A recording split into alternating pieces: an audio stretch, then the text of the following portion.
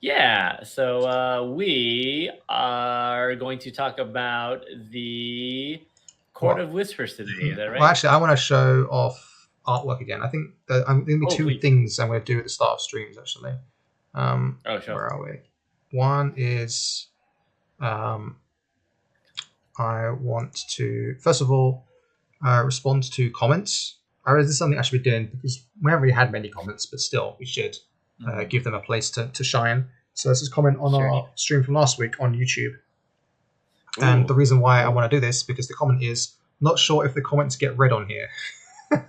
No, I Sure. think that's very sweet of them, but also I do wonder like how they imagine this process works because I mean the team they're probably imagining that there's a whole team and some intern uploads this YouTube stream and then no one ever looks at it again because we're so busy and important doing big things. But no, it's just me. I run this YouTube account.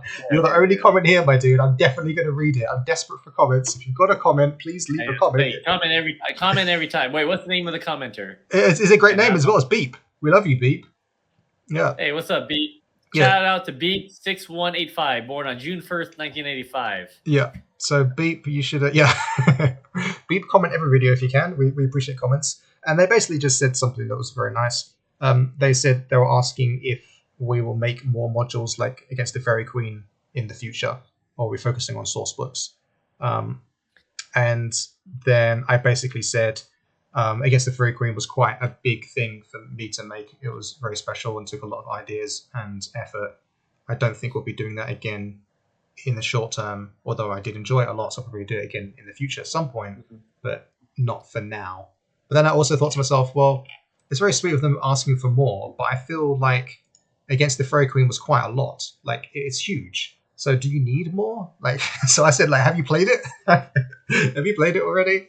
And they're like, no, we're just starting. I was like, okay, don't worry, you're going to be there for a while. You're not gonna Yeah. you're not gonna need more. It's massive. So yeah. And I mean, part of that too is I think even if you don't play them, people do like reading adventures Yeah, I too. know. Like, Yeah. so they're a kind of literature. I mean, there are plenty of adventures I've read that I have no chance of ever running. Like I have adventures for systems whose system books I've never read, but I like reading the Oh, adventure yeah, that's books. cool. I Yeah. think Call of Cthulhu is probably the number one system for which I've never run a game. Mm. I played in Call of Cthulhu games, but I never ran a game. But I like reading the adventures, even though there's no chance I'll ever run it because they're epic. Yeah. And so I don't know. Yeah, let's see. We'll see where things take us. But you're right. That was a lot. So, but you never know. Then other update. So yeah, we should do these in different order, but it's fine. So I'll do that every week. I'll read comments on YouTube if there are any.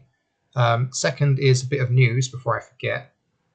You might have seen this in the news because it has been showing up a lot recently. But there was a Nature science paper published yesterday. So it's breaking news about the continental influx and pervasive matrilocality in Iron Age Britain. Ooh, tell me more. This is basically a group of archaeologists and bioscientists were analyzing the DNA remains at a burial site in Dorset, England, so South England, Southern England. And what should I look at? Is there a nice picture I should look at? I don't know what these pictures mean. Oh, here you go. This is a fine image. Yeah, look at this. I love images in science articles because they're so shit. Oh, man. And they're shit because a scientist made them. Because I used to make things like this, right? Yeah. It's so good. Anyway, the point is that they analyzed all these bodies in this grave, and they found that most of the DNA was shared through the female line, as opposed to the male line. And what that suggests is that it was a group of women living in an area, and the male counterparts were the ones that were coming to them and joining them to live in their society. And why that's significant is because usually it's the other way around. Usually how it worked in like Iron Age times and medieval times as well is like men would run a society, and so the men would stick around in that society, and women would be brought from other tribes and other towns, and the women would be the ones that would exchange and go live with their partner.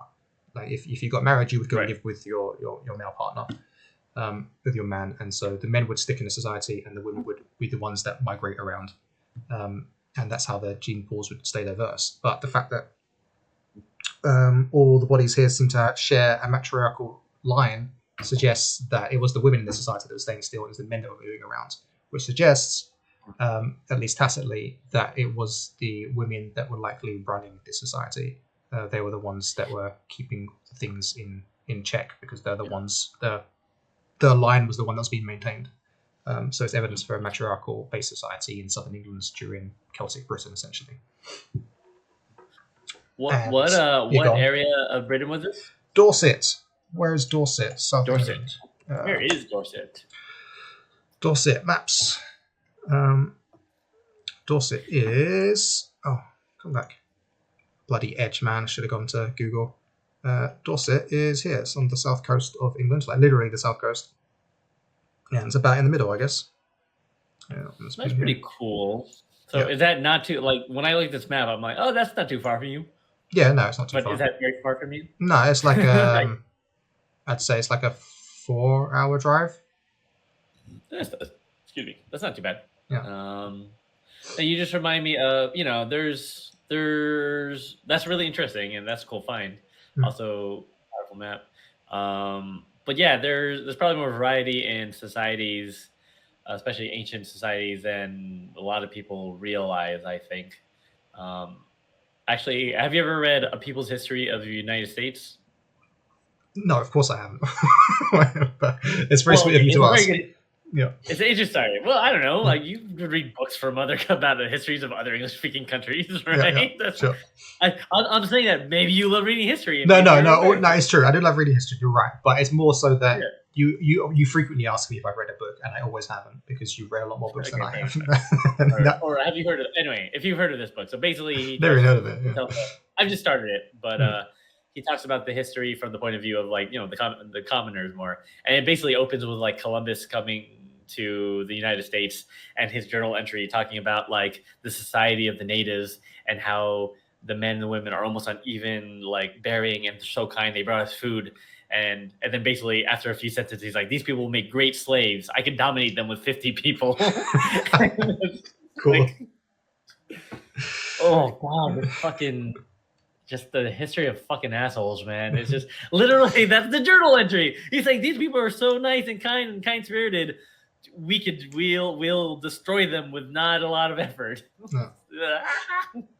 So I don't know, man. So I sometimes feel like, if you had these great societies, not great, we don't know what the society is like, right? But these different societies, they get overturned or destroyed or whatever by more dominant societies, not because the dominant society is quote unquote better or better way of living. Because from my point of view, those guys kind of had it together. They were they didn't have wars, they didn't have disease, they were kind of chilling, and even the guys who conquered them said so.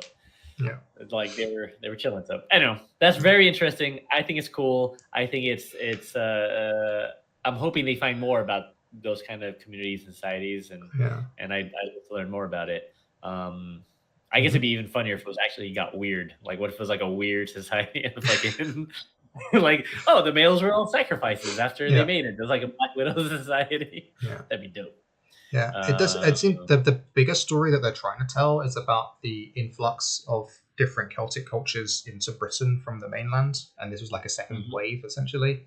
But obviously, the potential matriarchal nature of society is the more tantalizing news from the article. That's what's got picked up everywhere, because it is interesting. Can anyone read this article? Yeah. This is on interest. This is freely available. Yeah. Oh. Yeah, I want to. Although, I mean, I did read the abstract, and it went a little bit over my head, only a little bit, even though it seems to be written with the layman. Dorset, Mitri. Okay, I wonder if I can find it. Yeah, it's just called Continental Influx and Pervasive Matriarchality in Iron Age Britain. If you search that, you'll definitely find it. Found it. Continental Influx and Pervasive Matriarchality. Oh man, I don't know if I've ever heard that. No, me neither. It's very cool, right? They might have made it up or something. Locality. Did they make that up? Well, someone made it up. Someone in the line of work made it up. Line of research. I am going to read this for research on our book, Yeah. and we can apply it to probably the Ever Brothers. Yeah.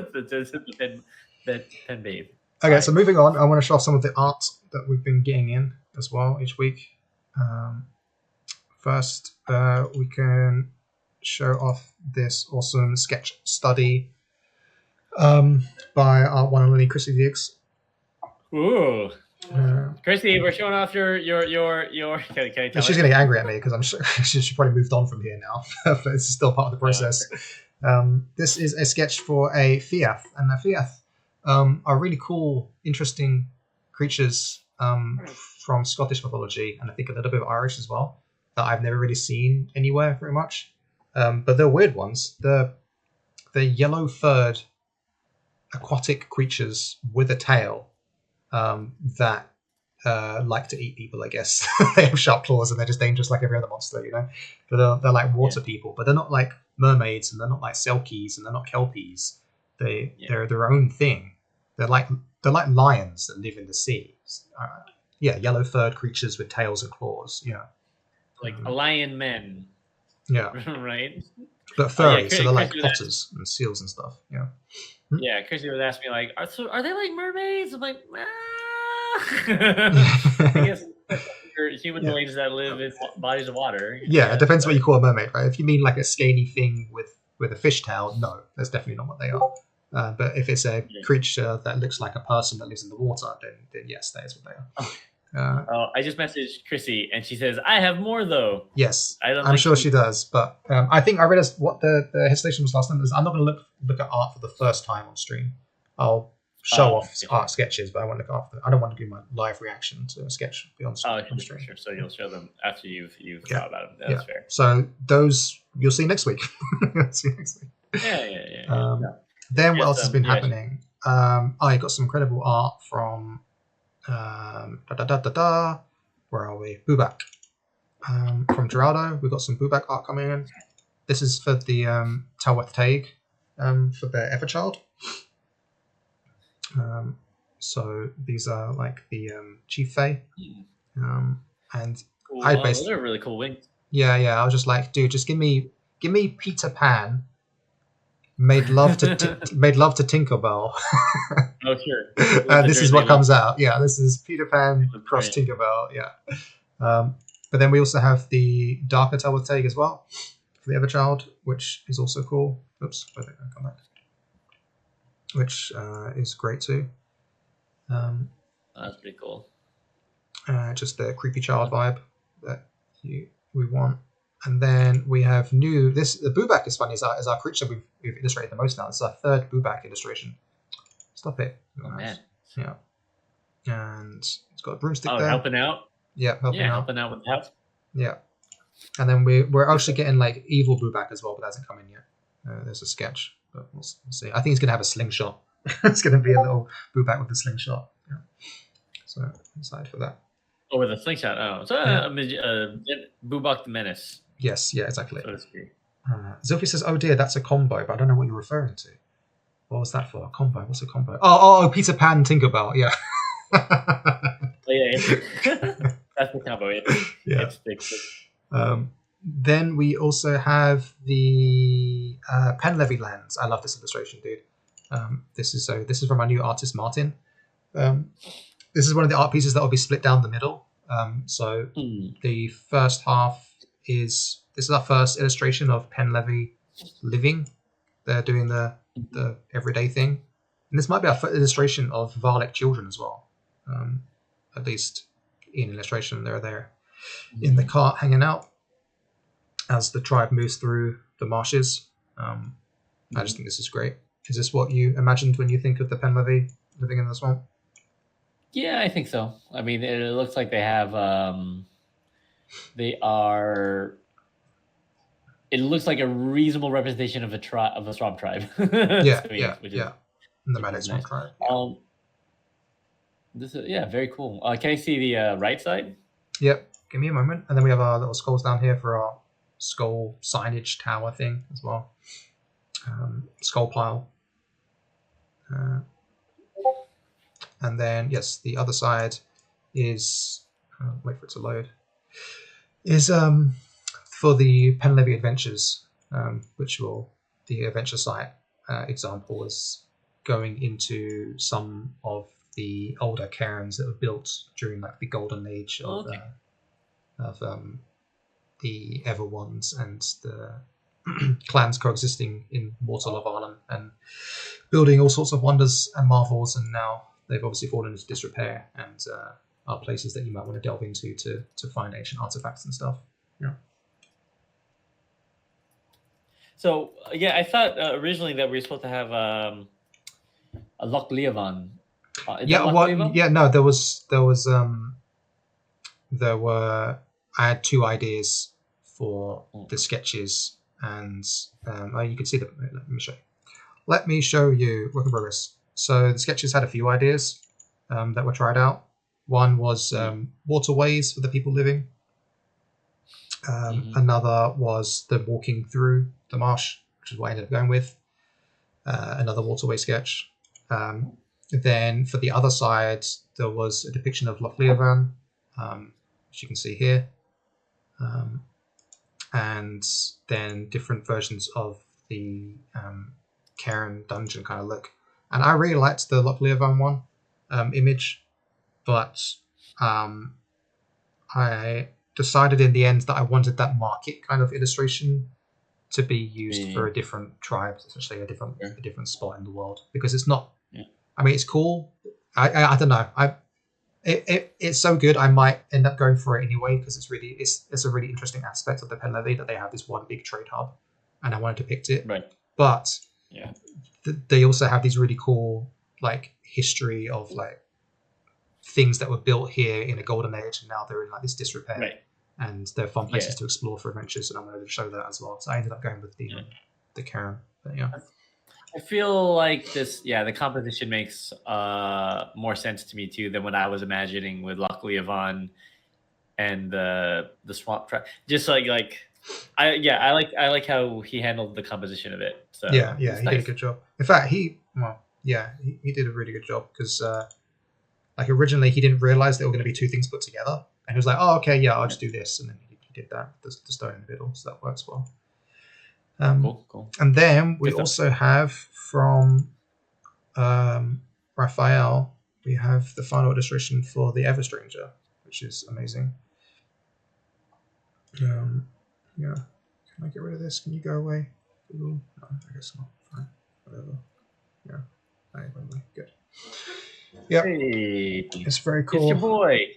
Yeah. It's your boy, the Stranger. Yeah, it's our boy, the Everstranger. And it's funny as well because it's hard because Raphael's style, again, I call it Disney-like sometimes. I don't know what it is about it that makes it Disney-like. I guess it's like sometimes like the angles and the angular nature of it. But I was afraid he would look too much like Discworld's Death. Like he'd look too like comical or something. Like a bit too whimsical. But I think sure. But I think just all the spiky stuff kind of helped alleviate that a bit and make him look a bit menacing. I like his weapon. Jigsy says dinosaur and thumbs up. Nice. And I think it's obviously I think it's good. But what you described to me is like, oh man, if he's very Disney like, I wonder if one day if I ever had enough scratch to pay Raphael to animate something, if he to do like a Volin animated short, that'd be pretty funny. Yeah, that'd be cool. Once you have hundreds of thousands of dollars to burn on something that won't make any money. But yeah, like I said, all the pieces look really cool. I'm really happy with it. Yeah, me too. And yeah, I guess just keep them coming, gang. Yeah. Keep them coming. Yeah, actually, that's what I'm doing after the stream is making more art briefs. That is the plan. So let's move on to what we've been doing. So do you want to do what you've been doing or what I've been doing first? We can talk about the draft that I've mostly finished. Okay. So what have you been up to? I think there's just one bit I haven't corrected yet. Okay. So let's see. What have you been up to since last week? Where should you direct me? Yeah. So per our conversation of last week of like sort of hitting some roadblocks, We did some reading and we got through. We put in some new sections, some new flavor. We've added the horned god, the horned one, Cernunnos, to the lore, which I think is going to be which is fun. As kind of implicitly as a kind of god, lord of animals and beasts in the domain of the ever mother implied. Yeah, right now it's just in flavor text. Sure. Do I have my court of flowers? Yeah, like there is a lot of editing. There's a big chunk about the at the in the Ever Mother's Dominion section. I have to tighten up as well. Let's see here. And let's see. Did we get rid of that? Okay, I see. Yeah, I see. You just had there's some notes and edits that you've made that I haven't seen yet. Okay.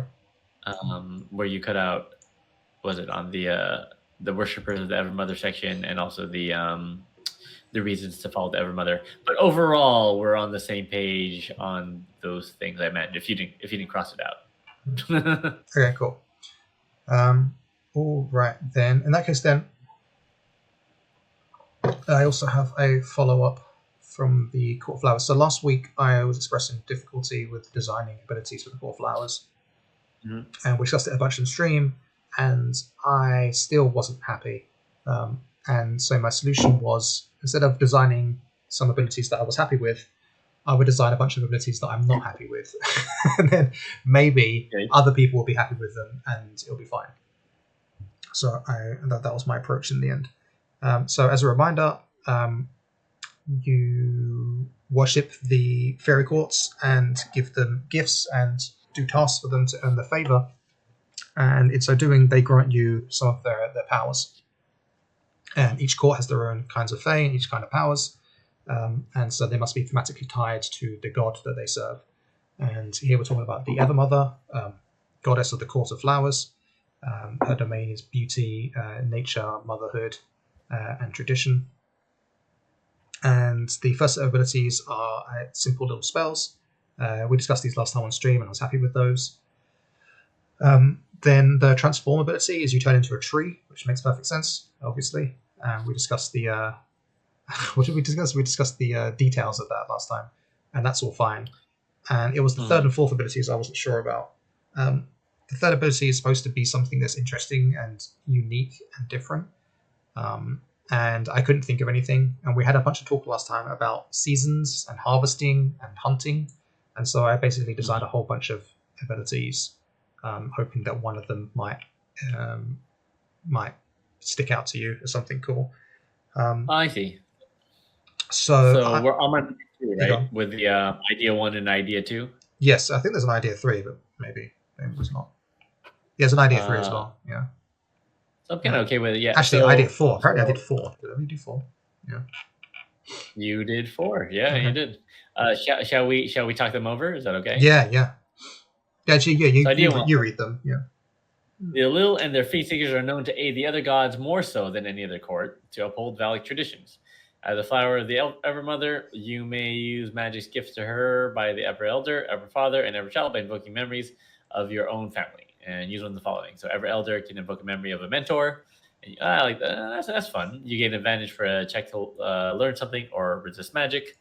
2, Father invoke a memory of a father figure of yours. You gain advantage for a check to attack or physically overcome the environment. And 3, Ever Child invoke a memory of a friend of yours. You gain an adventure for a check to entertain or trick someone. I like that conceptually. I might say evoke a memory of a friend, or I guess you can't say like niece or nephew or something, someone related. Like, is there a succinct way of saying that? Well, there is, but there might not be someone that fits the description in the player's life, right? Well, I mean, friend's fine, but like friend or blah blah. Oh, right? Sure. Like, yeah. Yeah, you can say younger relative. But, yeah, God. So, like in Japanese, you just say kohai. So now I'm like, oh man, is there like something equivalent in English? But there isn't, right? Mhm. Am I missing that?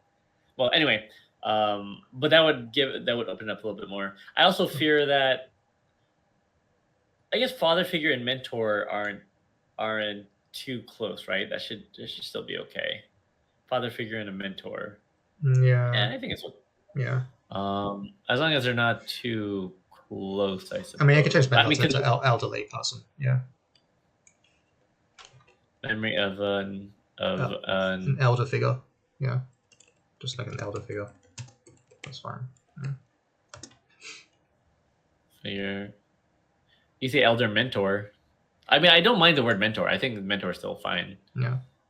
Um, But anyway, this is particulars. yeah, This ability is fine. What I don't like about it is twofold. One, because it's so flexible, it ends up being kind of wishy-washy.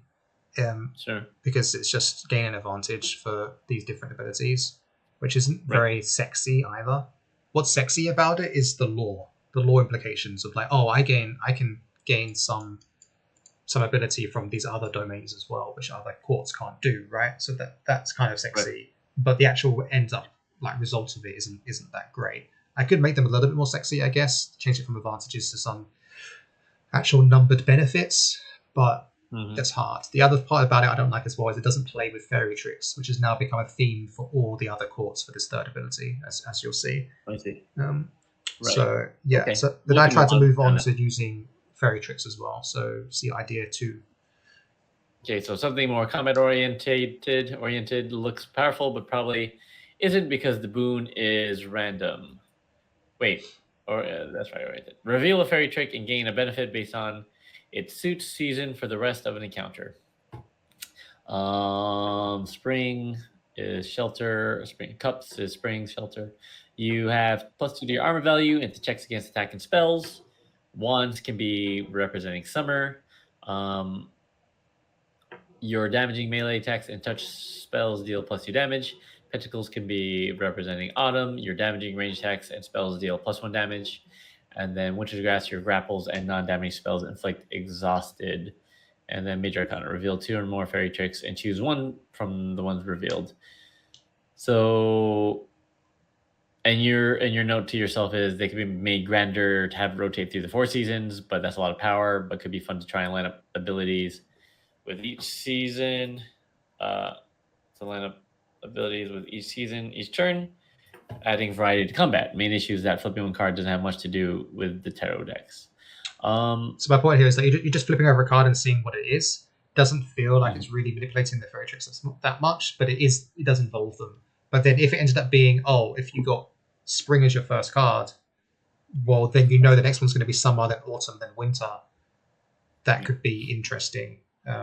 Or maybe, I just thought of it now. Maybe you should lay out 4 cards, and you get those 4 in a row, no matter what they are. Right? It could be spring, summer, autumn, or it could be spring, winter, summer. It might be weird then if the seasons go out of order though, but it could be interesting to have like a play of cards and knowing you're going to get these buffs in these turns. Yeah, thoughts? No, that can be interesting too. I just wonder if so your grapples and not that's for whatever reason that one gave you pause. Your grapples and non-damaging spells inflict exhausted. Mm-hmm. And I think it's interesting, but I wonder if there's a feel bad if like if like you only bring up effects that you wouldn't you know what I mean? Like No, I don't know that what you feel mean. bad. What do you mean? Like let's say I don't want to grapple or use non-damaging spells, but I pull up I don't know however many cards it is. You Yeah. reveal nothing but winter. Yeah. Does that make sense?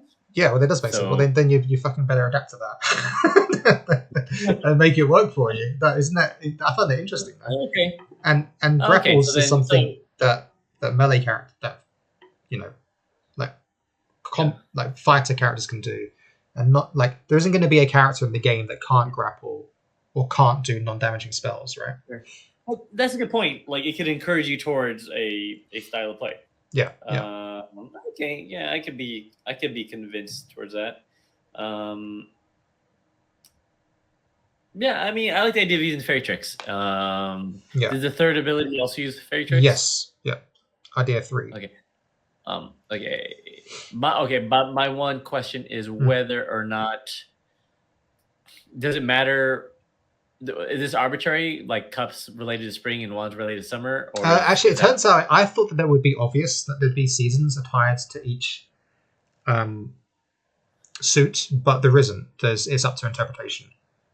So those are the ones that I chose for these abilities and these seasons, but it can be rearranged. Yeah. Yeah, so I guess I would, if I were to put it in an orientation, I would probably make swords autumn because of the harvest and size and like harvesting. If that makes Sure. sense. I would make pentacles winter because of like stars and winter stars and stuff. I would probably make one spring because of like the wood association maybe, and cups summer because of like the revelry association. I mean, obviously, yeah. Yeah. Well, the other part of it though is that the cards will have colors, and elemental themes. So the ones are themed to fire and red. I see. So that's an argument for autumn or for summer. I see. There's typically an element associated with each suit, and each element is associated as a season. Oh, okay. So that's what makes sense, and that's fine. Yeah. I didn't know if it was a strict association or not. Yeah. Zilphia, do these associations make sense to you? Then if so, then I'm like, yeah, you're a resident. Yeah, true. So if that makes sense to you, then I'm on board. If you're like, oh, maybe it's just let us know, or forever hold your peace. We appreciate the input. Okay, cool. So idea 3 was that yes, this season thing can work good, but I felt like seasons is something that affects everyone, and so we can make the ability more grand if it affects everyone, as a season would. So that's idea 3. So yeah, you can read it now.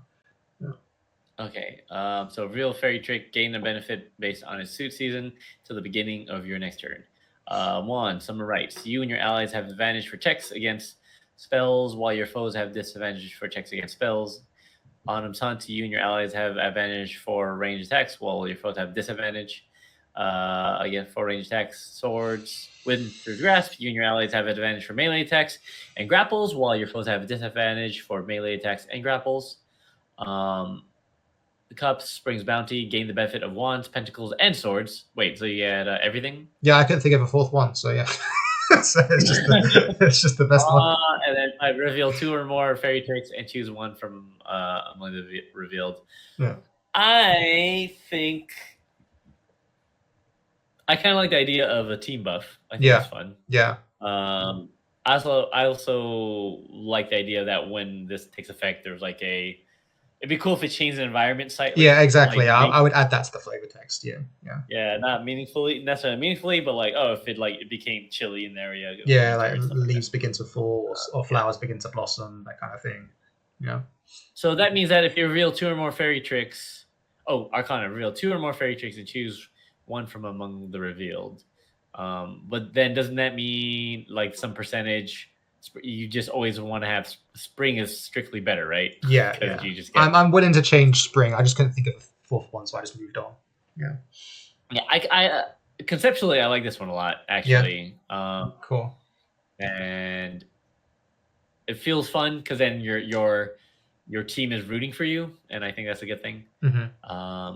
It's just but I do think Spring's Bounty can't just be a wild card, because then you have like Major Arcana and Spring's Bounty are both like wild card type effects. I don't know what could it be. So spells, range attacks, melee attacks, and grapples. Could it be a social thing? I guess. Like against social checks and non-combat checks or something. Well, but then it's like then you're tempted to use the ability during non-combat, and then that's silly because most of the cards are about combat, right? Oh, sure. Could it be? Oh, and Zilphia just brought the knowledge. Tarot elements are pentacles are earth, wands are fire, cups are water, and swords are air. That's correct.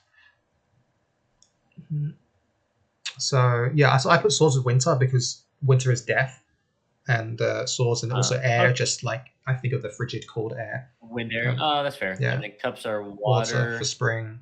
Yeah. Um, One's fire, heat, and then and the wands are fire. And then summer is wands. Okay, well then. and then pentacles is earth for autumn, as things fall to earth. Yeah. Yeah. Well, earth, winter. So Zephyr is arguing that earth is winter. Yeah. Pentacles should. I mean, I do kind of like Okay, we'll revise. Like, Yeah, it can be revised. Let's keep. I'm gonna screenshot your comment, Sylvia, and I'll consider it. Thank you for the research. Appreciate you. Right. So yeah, so other abilities. So I guess I could split grapples and make one season just grapples, and that's kind of hilarious because it encourages your whole group to start grappling people. So that could be.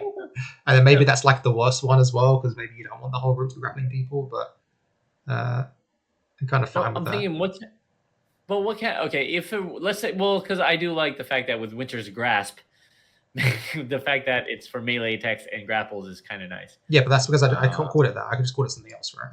It's just, no, but I do like it. It's fun. It's fun. Like spring could be like springs like contests or like wrestling, like there's like springs festivals, and that could be grappling. You know what I mean?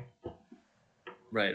So it's like, oh, we got a bunch of grappling, and then we all just throw your weapons down and you just grapple. Yeah, I'm kind of down for it already. Unless you think of something better, I'm already putting it down. Yeah. No. Okay. Again, I'm just spitballing. Yeah. But what if the ability was like a non-combat ability? Yeah. Like, what can you do in combat that isn't combat, so to speak? Oh, I see what you mean. Yeah, maybe you're right. Like intimidation checks and things like that. Yeah, stuff like that. Yeah, actions that aren't those things can be part of that, and I think that's okay. Whatever that is, if you think we have enough. Oh, there's also movement as well, right? Like, wait, do you make checks for movement in D&D? I don't even know. I guess if there's an obstacle, but that doesn't happen that often. You don't check to run, do you? You just move a certain speed. But you have stuff like, moving past people, or what do you call it? Like I don't know, if you have to do like a inspiration check for a bard or something, like that's. So if we made it super generic, let's just say you have advantage to checks made for non-attack and non-spell abilities, and then it's just everything else, and it's like, I don't know what you're going to do with that, but that's up to you. You figure it out, kind of thing.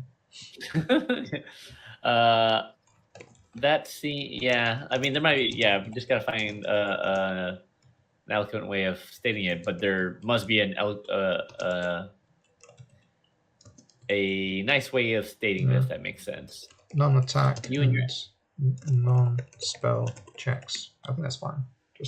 Just everything else. Yeah, because I really want to say is you and your allies have advantage for non-combat checks in combat. That's very spell checks while your foes have disadvantage for non-attack. Yeah, because I guess in 5e or something, this could be for advantage for saving throws or something, right?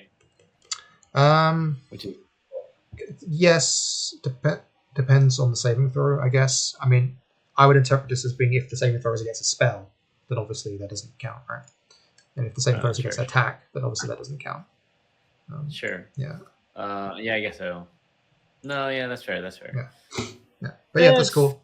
And we call it Spring Festivals. That works for me as well, because it's just like not combat and not spells. It's just festivities, revels. Yeah, cool. All right. Mm-hmm. Well, you haven't got to idea 4 yet, Kurt. You might change your mind.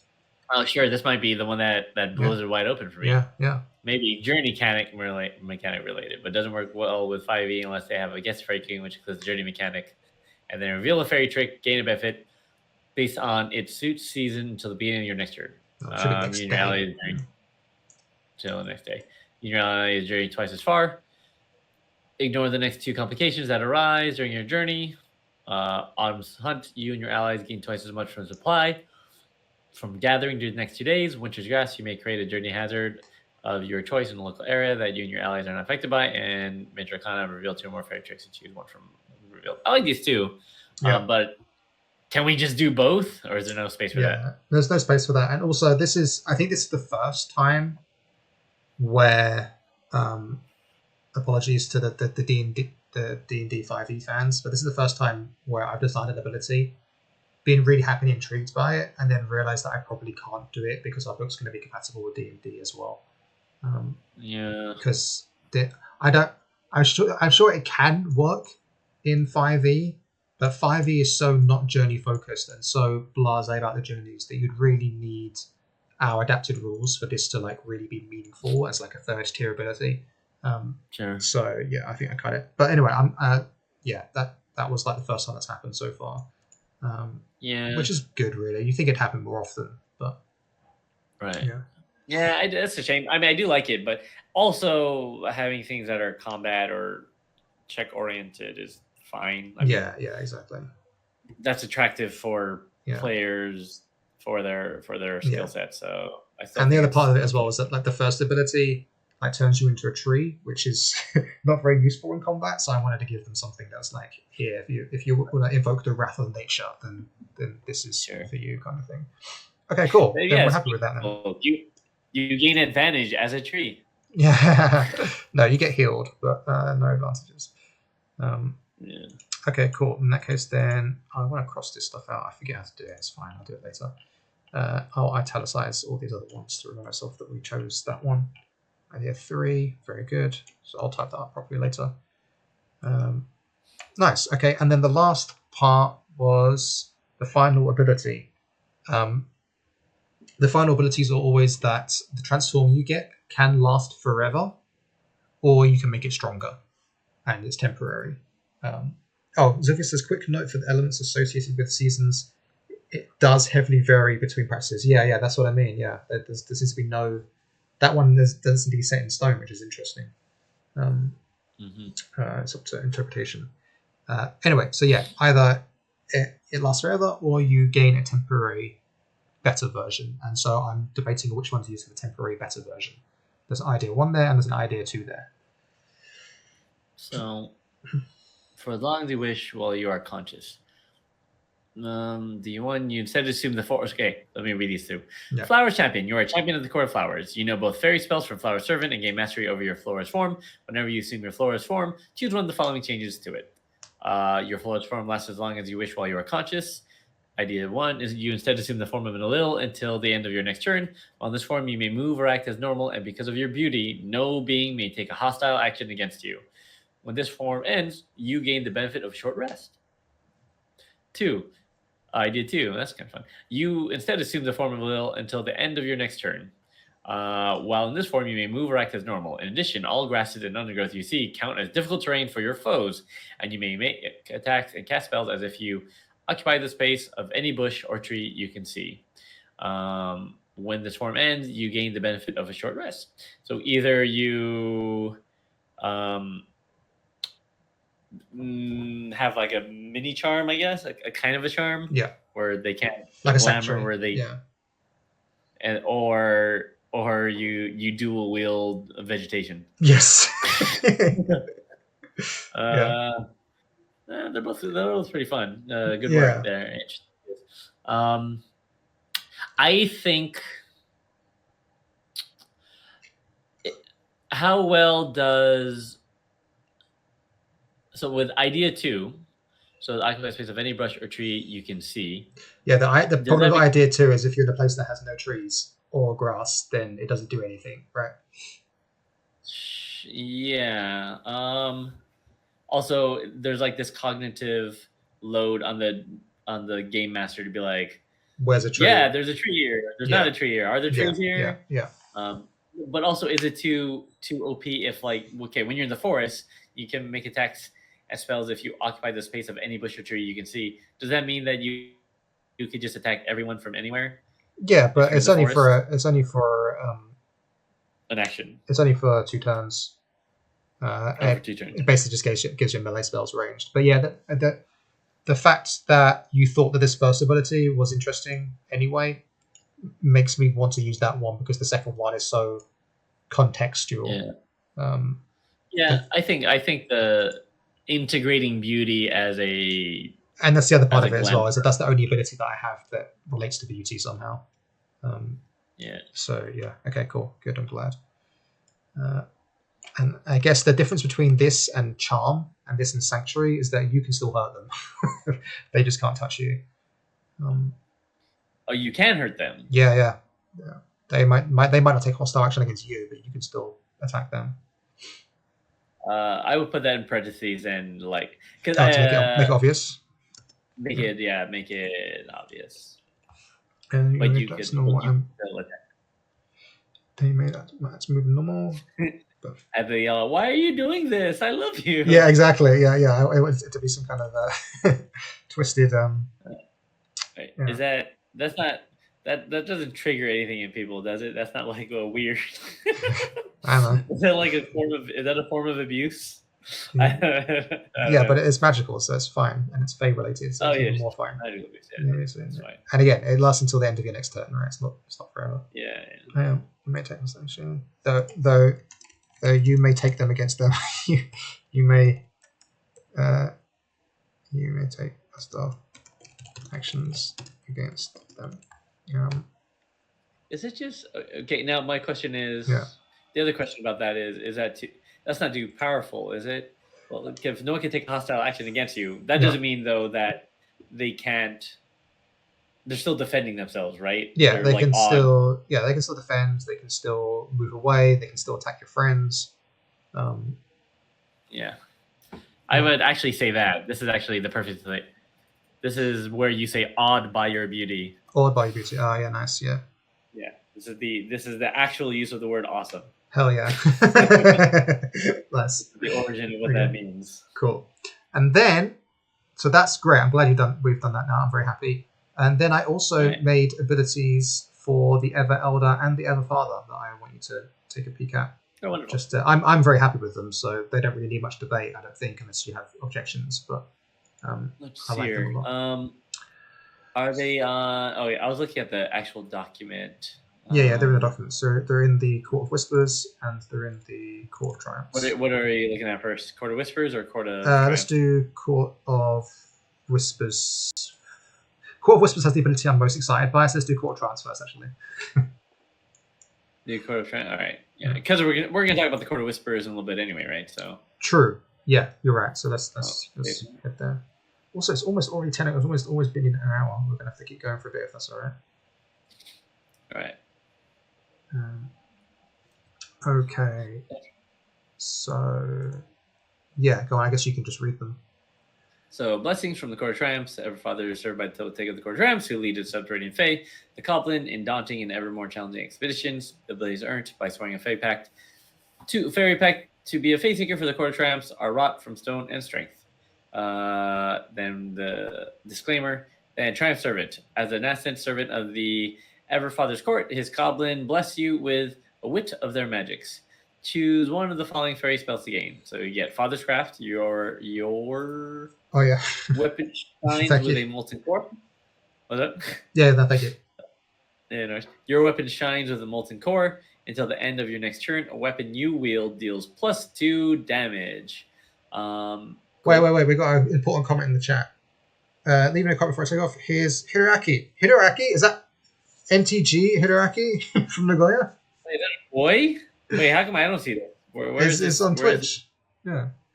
What? How come I'm not seeing that? I don't know. Hey, Hiroaki! What's up, buddy? Dude, how have you been? Yes. Oh my god, it's been so long.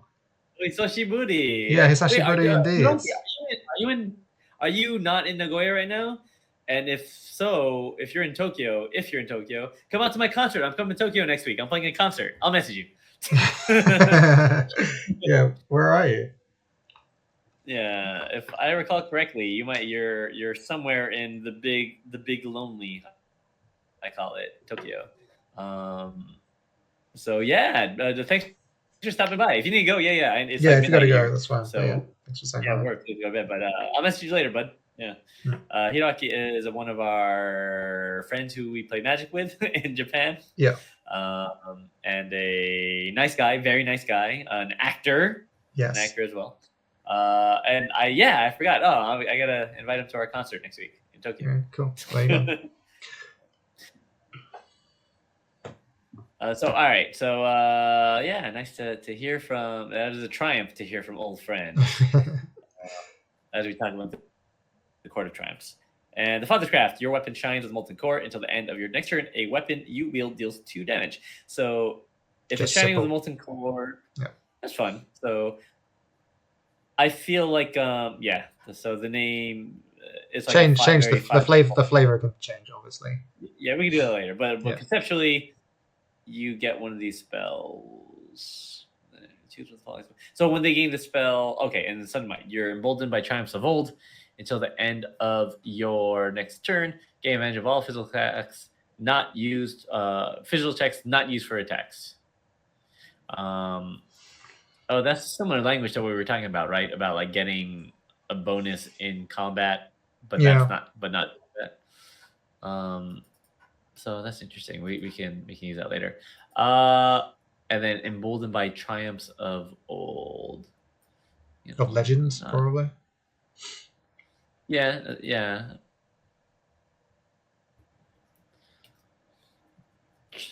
Myth, sure. I mean, we'll workshop a little more, but yeah. Oh my god, just pick one, dude. Transfer of the past. Transfer of the past. That's fine. Yeah.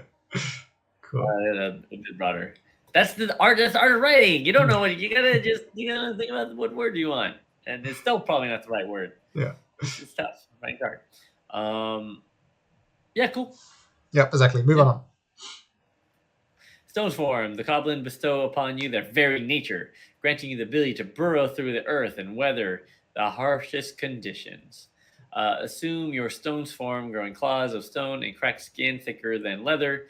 This form lasts until the end of your next turn. In this form, you are changed in the following ways. You can burrow through soil as if it were difficult terrain, and you are resistant to heat and cold, suffering half as much damage from fire and ice, and suffering no conditions caused by them. That's cool. My question on this is there like a limit? It's by a turn, right? So basically, how much you can burrow through in a turn. Yeah. So basically, how much you can travel. End of next turn. So you got 2 turns. 2 turns. Yeah. About how much is that? Well, is it? I mean, how much you can move through in difficult terrain in 2 turns is how much you can move through normal terrain in 1 turn. Yeah, like give me a. Oh, well, I mean, so sure. In D&D, that'll be 30 feet, or if you run, it will be 60 feet in over 2 turns, or 15 feet a turn, 30 feet over 2 turns. Yeah. So you can burrow about 15 feet under the ground in 2 turns. Yep, according to the rules of D&D. And then Avalon, that will be 1 to 2 spaces. Basically, yeah. So are we going to be specific about that for like around 50? I just wonder because that's the point of difficult terrain is in the rules. That's a rules term. That means half as far as you can normally move. Right. So this is actually the most precise ability of many of the Faeseeker abilities. Sure. What I mean is you have to reference. No, you don't, and that's why I'm so proud of this design. It's so good.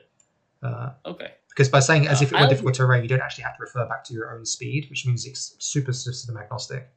But difficult terrain means the same thing in Avalon and Dungeons and Dragons. So that's it right. Works. Yeah. Well, I like the idea of burrowing, and that's fun. I think honestly, the most practical application of this ability is that you attack someone or cast a spell, and then burrow underground, and then you're underground for their turn, and they can't target you, and then you burrow back up again on your turn and attack them again. So you get like a turn reprieve, basically. Yeah, I feel conceptually I'm just going to burrow towards the enemy and pull them into the hole. Yes, you could do that as well. Yeah, grapple with them into the hole and then they suffocate. Yeah, that sounds cool too. Yeah, that feels like the flavor. And then you have weird claws of okay, so do the claws of stone again for do those have stats? Yeah, I thought about that. I thought it was mostly flavor. I just thought that it sounds cool, but when you really think about it, stones made of claw aren't exactly better than weapons. I feel like. Sure. But I'm just saying because you say that, I feel like that's the first question a player is going to ask is how much damage do my claws of stone deal and how much armor class is my cracked skin now? That kind of thing. Yeah. So I'm just. So the answer is none and none. And so if you think we need to change the flavor to make that work, then I guess so. But it was difficult this one was difficult conceptually because what is a goblin, right? The goblins aren't really that special unless we make them special. And so I just thought that they're related to mining, that surely they should be better at digging and resisting the attacks of Drake than most creatures, so hence the resistances. But then how you flavor that, I don't know. Yeah. It reminded me of I felt like you're very mole-like, which is fun. Yeah. Yeah.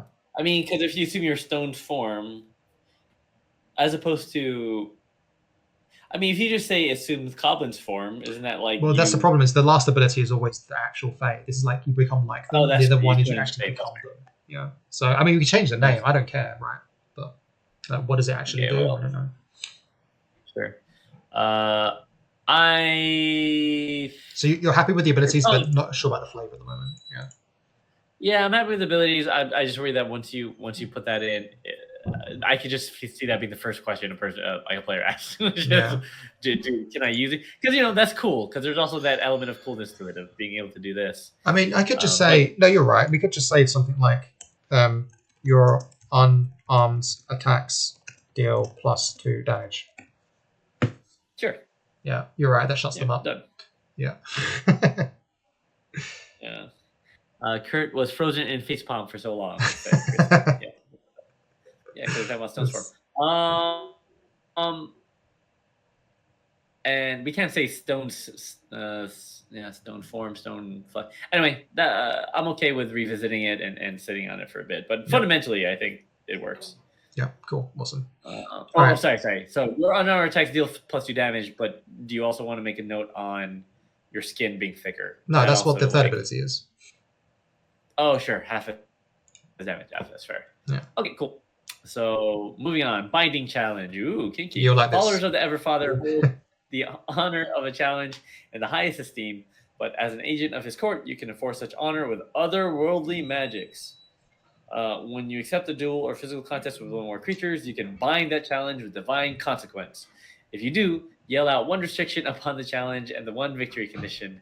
I do like that. Then reveal 4 fairy tricks and choose one to be the divine consequence. If the nature of the challenge is restriction or victory condition is grossly deceitful in nature, then the court trance will not honor the challenge and you suffer the chosen fairy trick. If the challenger breaks the challenge restriction, then that challenger forfeits the challenge and suffers the fairy trick. And 3, once the challenger achieves the victory condition, they win the challenge, gain XXX, and all other challengers suffer the chosen fairy trick. Fundamentally, I think this is fun. I do feel like this is one that would, but we don't have space for it, that would benefit from like an italicize of an example of how to use this ability. Yeah, maybe. Or like we do have space for it. You can include it in like a story somewhere. Yeah, but I mean, I'm specifically saying like, so and so challenges this, and he creates this restriction, and then in the course of the combat he violates it, and then they did this and revealed so that kind of like a play-by-play of this ability. I feel is cool, but it has enough going on that it'll be hard to navigate at first in a game. If you don't give an example. I mean, people could probably still navigate it, but there's enough moving parts. There's enough happening that I think it can be confusing for people. But that's not a knock against it. I think it's a cool ability, so it's worth doing. But how do you feel about the fact that you just have to accept a contest from someone, and then once it's accepted, then you can yell out a restriction? It's ridiculous. It's fun. Good. like duel, then you just say like with no weapons or whatever, or it feels like this kind of weird, and it feels, even though it's like fantasy, it feels like something a Iron Age warrior type would do. I feel like it's the most Celtic ability I've added to the game so far. Like it feels like the Legends of old. What did Sylvia say? You can easily call for 1v1 in regular combat, especially if you have a leader on the bad guy team. Yeah, exactly. They have to accept, but obviously, you that's part of the game. I don't see why they wouldn't accept. It's like one of those things. That's the fun of games. That's the fun of these kind of stories. Is you know they're going to accept because they're too arrogant, right? Yeah.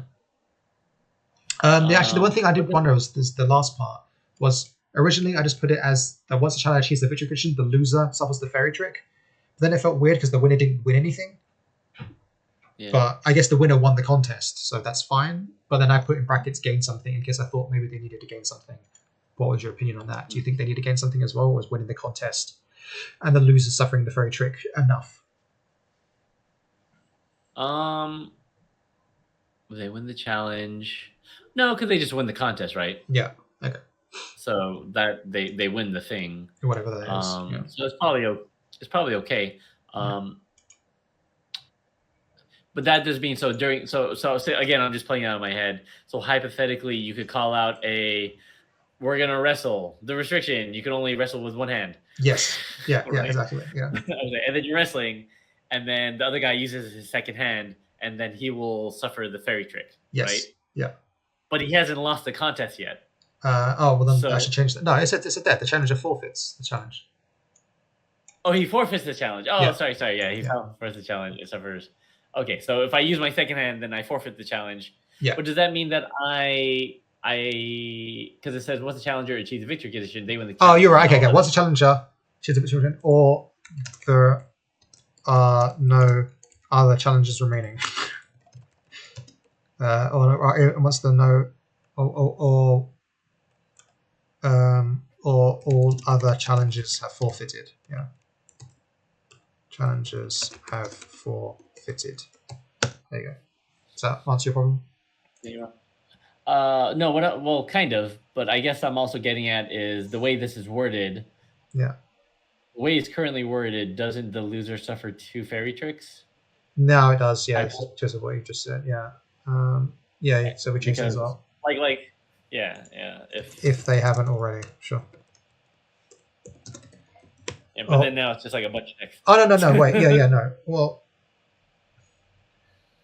it depends. I mean, yeah, it's annoying. It's like, well, if they forfeited, they're no longer a challenger, so they wouldn't. But yes, I mean, couldn't it just be part of the? Can we just say this all in one text in one block where it says, if a challenger breaks the challenge restriction or loses, then they suffer. Yeah, okay, that works. Fairy trick, right? Breaks the challenge restriction or loses the challenge. No, but it's not even the challenger. It's like if someone in the contest, right? Yeah, that's a challenger. Yeah. If a challenger, okay, I see. As opposed to the challenger. If a challenger breaks the challenge restriction or loses the contest, or loses the challenge. Yeah. Then that challenger then that challenger loses is out of the contest. Then they suffer. No, when they just like suffer the fairy trick because they've already lost. Yeah. Am I missing something here? Well, no. But now you're saying if a challenger breaks the challenge restriction, they suffer the chosen fairy trick. Yeah, sorry, say that again. That doesn't mean they're out of the contest. Then the way it's worded now, the challenger breaks the challenge restriction, then that challenger suffers the chosen fairy trick. That doesn't say they're out of the contest. Oh yeah, you need the text about him forfeiting the contest, right? Yeah. That's what it was a second ago. Yeah, challenger. Oh right, sure. But yeah, we can fix this off stream. Yeah, it's fine. Yeah. It's like the issue with this is this feels like a fairy contract. It feels like legalese, like you sign up. But it's got to be. Yeah, that's the thing. Yeah. Okay. So, which is part of the fun. We just need it. Anyway, I think it's a fun mechanic. I think it's fun. So keep it and just figure out how to tighten up the language a bit. Okay, next ability. Gold Triumph's champion. You're a champion of the Core Triumphs. You know both fairy spells from Triumph Servant and gain mastery over your stone form. Whenever you assume your stone form, choose one of the following changes to it. Your stone form lasts for as long as you wish while you are conscious, and you instead assume the form of a goblin. No, not at the end of your turn. But yeah, go on. Sorry. Oh, you instead assume the form of a goblin until the end of your next turn. As well as the other benefits of your stone form, you can burrow through stone, gain resistance to all physical damage, and have advantage with both melee attacks and grapple checks. Form of the yeah, it's funny to me too, because it's like the Everfather and it's like triumphs, and I guess just me personally, when I think of a Coblin, it's like a different. It's not like a triumphant creature. A Coblin. I know, right? Yeah. So every time I think about it, and the way I've conceptualized it, and I think I actually did do this in the original rulebook as well. The way I conceptualize Coblins is as follows: beings and beasts, bestiary, Coblin. Coblin are the Fae of the Everfather, inheriting his drive for accomplishment and contempt for the dishonorable. So my intent is... Oh yeah, here we go. And Coblin are often simple-minded, only concerned with treasures and proving themselves. So my intent with the Coblins now is that they're like lemmings, but for honor and triumph. They will do anything that they think is risky and would be if they somehow manage to do it, then it would give them street cred, basically. Right? They're basically frat boys. Yeah, sure, yeah. Frat boys with even less brain cells. Yeah. Is chavs an offensive term? Am I using it right? Chavs. Oh, I was like, what the hell are you saying? But chav. Yeah, sure, chav. Like chavs. Yeah. Is that offensive? I don't know if it is or not. No, it's not offensive. Okay.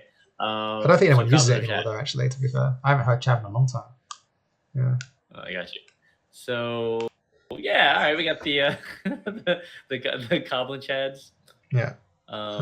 Actually, I think I kind of want to change it from melee attacks and grapples to non-combat checks, like the physical prowess ones, or not. I don't know. No, it's fine. It's fine as it is. But the point is, once you become a Coblin, you feel like you could do anything, and you want to try and do everything. That's what Coblins do. Sure. Yeah. Yeah. I think it's okay as long as we just make sure that's clear for players. Basically, suggest I will forever enter the chat saying, "What's up, chavs?" That sounds like a terrible way to greet people, but I have the Everfather's blessing for that. Dig. Yeah. Agreed. We'll have a chav in your honor. I think we just have to reinforce that flavor a bit. Yeah. If it was like Coblet, like something with like stressing the boldness of them, right? Mm-hmm. Like, what do we call it? What is it? Always something's champion? Is that the main? No, that's the all placeholder. So I don't know what to call that. Yeah. So yeah. Yeah, like Coblin's bravery or something, or true. Yeah. All right, but all solid fundamentally. Yeah. Cool. No, good job. Okay, so now Court of Whispers. Ooh. This is the one I'm most excited for. Although I am proud of the Everfather one as well. Yeah. So this is the last thing we're doing tonight, probably, right? Yes. Yeah. So that's cool, and then we'll revisit the Court of Whispers next week. Then, so the Ever Elder is served by the Tilith Tag of the Court of Whispers, who lead her Murphy, the Morgan, in their secret uncovering tasks. Abilities earned by swearing a fairy pact to be a Faeseeker for the Court of Whispers. Drop on the sea and its seekers. See, I have so much fun with the Court of Whispers because I just want to read it like that. Whispers. Yeah. They have a lot of alliteration as well because they're sea secrets and service, and that always makes me happy. Yeah, Faeseekers in service. And they're going to be bad. All right, Whisper Servant. As a nascent servant of the Ever Elder's Court, her Morgan bless you with a wit of their magics and choose from the following fairy spells to gain. So either Elder Sight. I'll come back to that.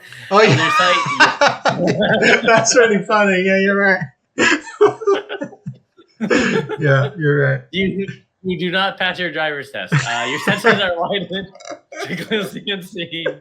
For an instant, you see the most prominent motion of sentient creatures within your field of view, and both an aura and the school of any magic present. Now, to my credit, you're not seeing things that are actually there. Okay, you're seeing things specifically that are not there. Sure. Yeah. Yeah, we'll come back to that. Why? I mean, why sight maybe? Cataracts. Yeah. I don't make fun of old people's sight. My grandma had cataracts, and Yeah. it's it's hard. Seize Royal. You summon the Royal of Waves to wash away your foes. When you successfully attack or cast a spell against a foe, you can have a wave of water rush at them, knocking them prone, moving them a space 30 feet away from you. So if you're not near water, does this ability work? Yeah, it does. Like, oh, so water just comes out like anywhere? Yeah, it says you summon. So okay, and that means that if you're in a desert and like you need water, you can. Is it like salt water? Oh shit. Yeah, it is. Yeah. Like, is it drinkable? No, there's these things you need to think about. Can you? I don't know. Like, Yeah. is it, whether it's saltwater or freshwater seems important. So I assume saltwater. But yeah, that's both are fun. Yeah. Other side that kind of. You see. Now, when you start for an instant, you see the most prominent motion of sending creatures within your field of view, and both an aura and the school of any magic present. How does that work in 5e? Does that work? Yes, right? Like you'll see divination with magic. Yeah. The point that so the underlying design work that's going on here is that both games have a spell called like see magic, or text magic or whatever. And they allowed you to see magic for a certain period of time. But I didn't just want to use that spell because those spells already exist. But then there are spells as well that let you see like the thoughts of people as well, or their emotions. And so then I was like, okay, well, those are two different spells: see thoughts, see magic. If I put them together, then that's way more powerful than either of them. But if I put it together and make it last just for an instant, then you get like a snapshot glimpse of what's going on. That's different, right? That's new and different. Yeah. And so has different applications. Yeah, that's fun. I do think it's funny that both of them basically have the word "see" in it, even though they're different kinds of "see." True. Yeah. I'm okay with that. Right now, anyway. Yeah. So we change it. But sure, yeah. I mean, yeah. The only hang up I had on was whether or not Seize Royal worked if you were next to a body of water or not, and whether or not that would be too powerful or not, kind of thing. Yeah. I changed it to Elder Seas. Elder Sea, sure. Elder. Yeah. White. Okay. Well, yeah. We can come back to that. Yeah. So you don't think that's too powerful, right? Is that's fine? That's fine, right? The water, having water. Yeah, it's just knock back. Yeah, I don't think it's a big deal. Okay, and then I could make it worse. Like there is a way to make it worse, which is that you can make it so that it's you have to use the spell before your next attack, and if your next attack hits, so then there's a chance that it could fail and then be wasted. But then that's not fun, right? Sure. Yeah. Okay. Anyway, move on. Okay, shimmering form. The Morgan bestow upon you their very nature, granting you shimmering scales that allow you to breathe in water and protect you from magic. Assume shimmering form, wearing blue, purple, and green scales across your body. The form lasts until the end of your next turn. In this form, you are changed in the following ways. Your swim speed is doubled. You can breathe in water and are immune to toxic gases.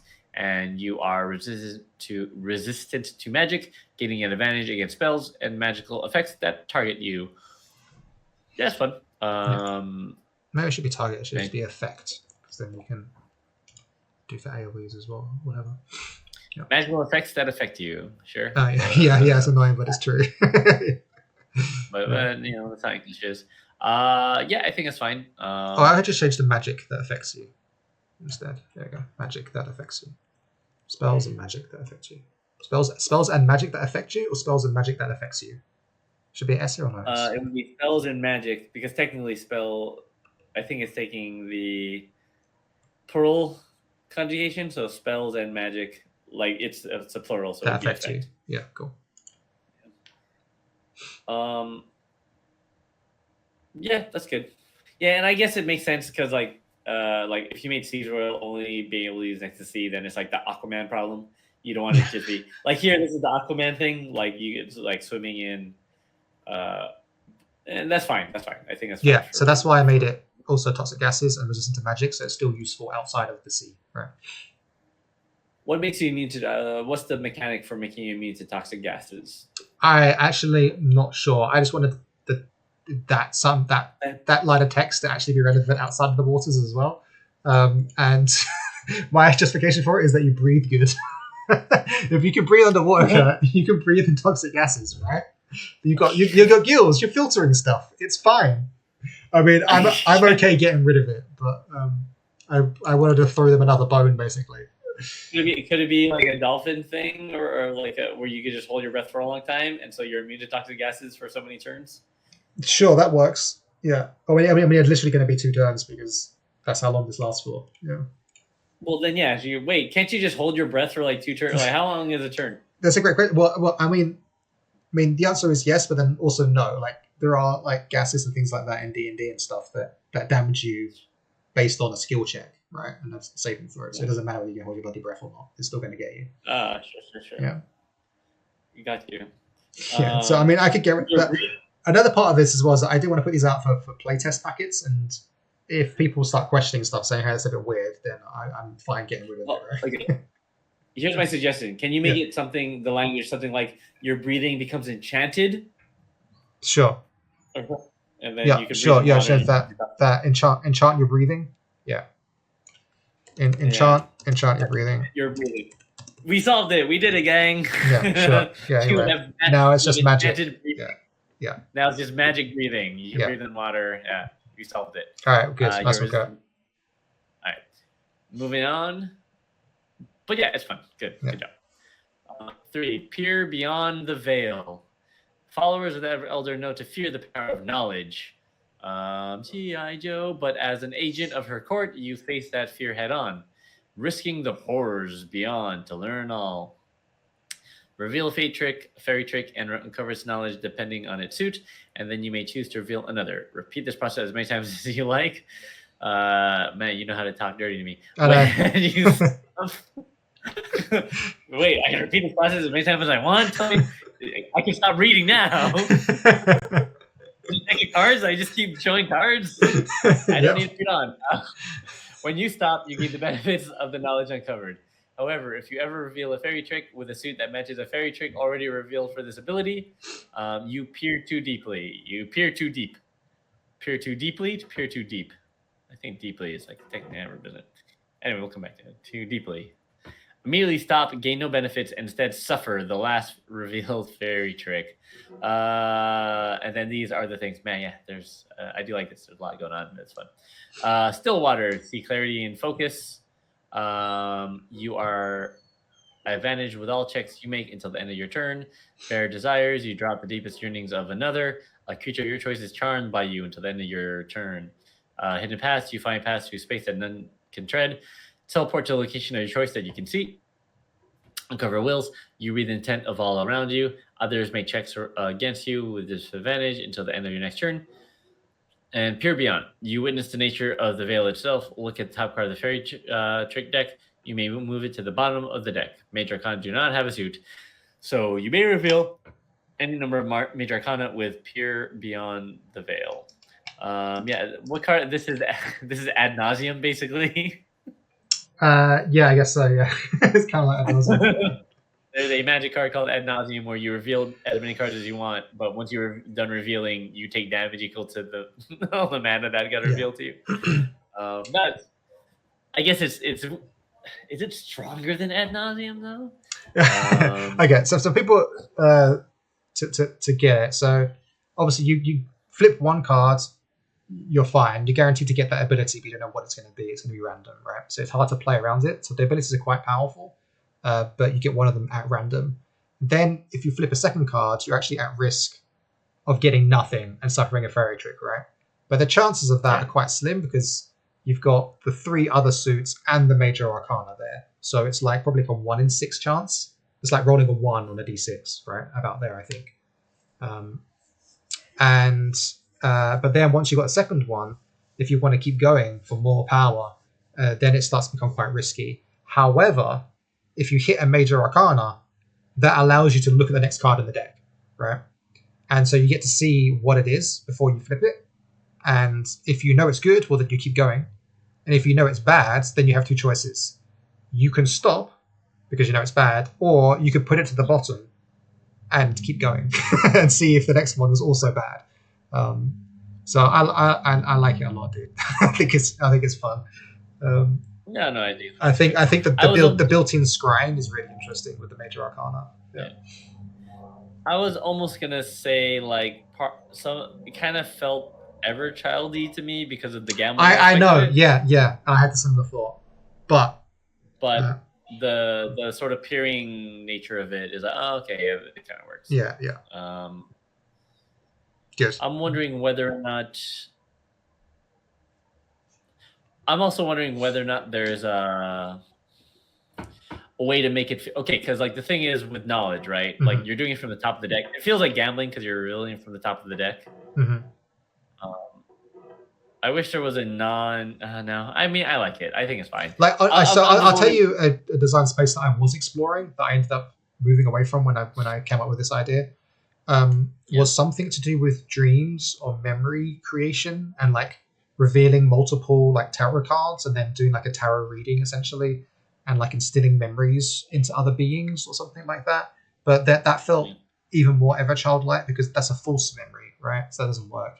Then also the tarot, forcing players to learn how to do tarot readings is a lot, and also it takes too much time. And so then I ended up coming here instead, and then the idea of peering too deep was like. I mean, I guess the space I was going to suggest was rather than revealing top of the deck, if there was a way to like put them face down first, kind of thing, like choose a number of cards or something. Again, spitballing. Yeah. Like if the ability was instead of drawing from the top of the deck, you put them face down, like 5 face down or something, and then you reveal them one by one as many times as you want or until you stop. Then you're revealing this set of data kind of thing. Oh yeah, that can work. Except that if you get lots of Major Arcana, then you just don't get many abilities. But I guess that's fine. Okay, yeah. I mean, you could tweak it too, where let's say you reveal a Major Arcana. Yeah. Is that a thing? Is that like if you're using this? Yeah, no, I get what you're saying, and it is cool. I don't know if it's I mean, but it just requires more writing, and I think it requires more setup, and it's already big enough as it is. I know it's another thing with playtest as well. I think it's fine. I mean, obviously it's fine. Yeah, but I understand what you're saying though. Again, you literally had me at repeat this process. I know. Okay, it's probably fine. Yeah.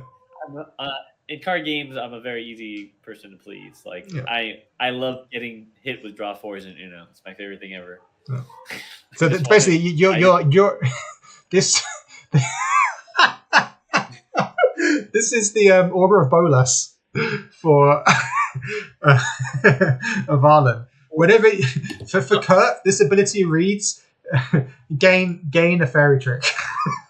Yeah, because Kurt's never gonna stop. I will never stop. I will just like keep drawing cards because I need to know. Yeah, you will always suffer. Yeah, I've always been like, well, I have 4 abilities, but what's the next card? Yeah, I need to know. I know there's a 50% chance that I'll get fucked, but at least I know. So yeah, that's kind of my perspective. Well, anyway, good job. That's a very fun design space, and I like it. Cool. Obviously. This actually may push me into the direction of playing a Court of Whispers. Court of Whispers Faeseeker. Yeah. Stupid. Yeah. Whispers champion. You are a champion of the Court of Whispers. You both, the Whisper servant, and gain mastery over your shimmering form. Whenever you assume your shimmering form, choose one of the following changes. Your shimmering form lasts for as long as you wish while you are conscious, and you instead assume the form of a Morgan until the end of your turn. As well as the benefits of shimmering form, you are advantaged with parley checks. And foes are disadvantaged against your spells, / or immune to magic. So I wasn't sure about that. I need to remind myself actually. What does shimmering form do? You're resistant to magic and advantage against spells and magics that affect you. Okay, yeah. So this one I actually struggled with a bit. I considered putting the charm ability here instead, like you charm all creatures that can see you. for a few turns, because that is kind of what Morgan do. But that then is very similar to the beauty dryad ability of the Evermother's form, right? So I was like, I'll play in Space the Magic, but then I realized that the problem with this is that if you don't cast spells, this is useless to you. So, like, if immune to magic is super defensive, but then it's just like, it's not very sexy. This is my least favorite, actually, now that I think about it. I thought I was done, but I realized that I think I'm not actually happy with where this is. Yeah. Okay, you assume Shimmering Form, and you're shimmering. Well, no, you become a Morgan. Also, yeah, you become a Morgan, yeah. So you become a mer person. Yeah, on land. Sorry, Jiffy also noticed that, yes, I am a glutton for punishment. Yeah. I'm pretty agnostic now, but I was raised a Filipino Catholic, so that tells you all you know about being self-flagellation.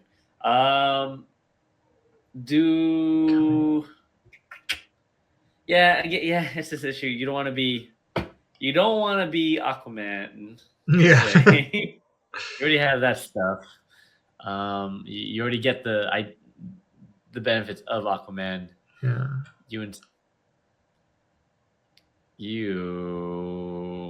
So I'm gonna look at what Morgan do in the rules for Avalon.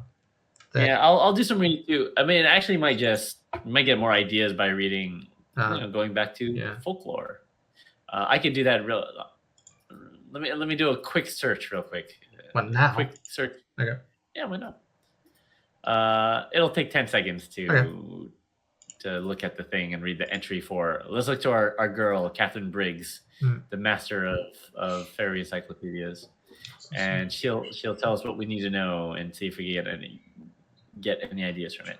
Yeah, so we do charming a lot. Maybe. Yeah, and that's the thing too. Yeah, like I am worried about there being like, because the other thing is like when you sort of assemble Captain Planet and you have like one Faeseeker of every type, you don't want them to be like, okay, well, I guess we all have charm now. That you want to avoid that, right? Yeah, exactly. Yeah, so I'm kind of thinking that maybe the Morgan should be charm and I should change the Evermother's one, right? But okay, Morgan. There's a mysterious story about the Morgan who was supposed to hunt the lake Glasfearn Ukaf in the parish of Langby. A number of lakes. Bryce carefully explores all the various forms. He receives the legend. The one that he finds of special interest is that the Morgan, which is said to come from the lake and carry away naughty or over-adventurous children. He believes Morgan was originally a mermaid of the same breed.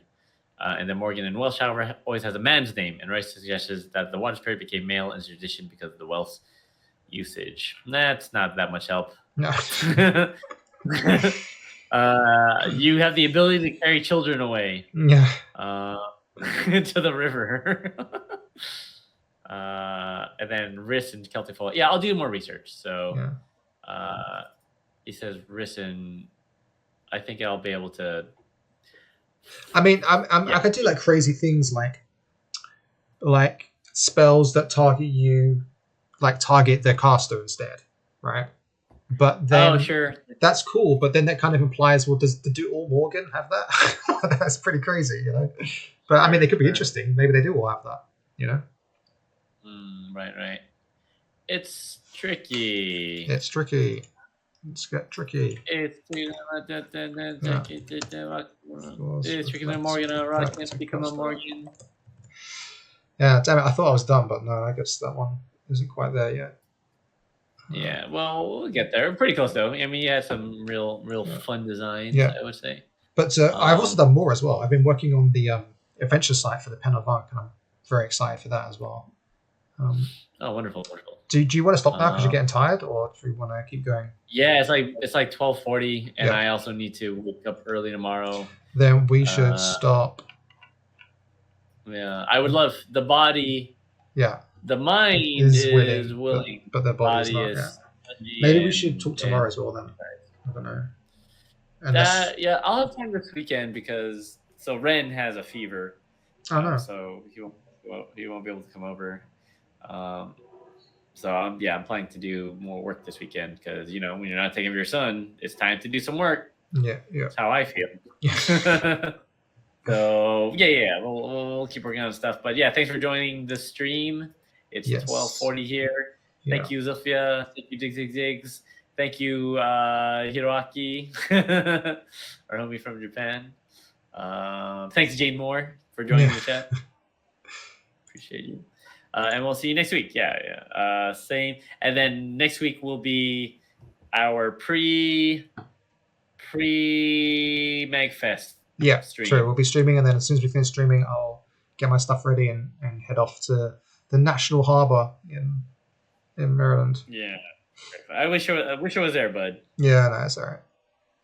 Yeah. But Mitch will be there, so there'll be three of us on the table, so that'll be good. Yeah, wonderful. All right, we'll see you next same Morgan time, same Morgan channel. Yeah, that's right. All right, cheers, Sophia. Cheers, everyone. Take care.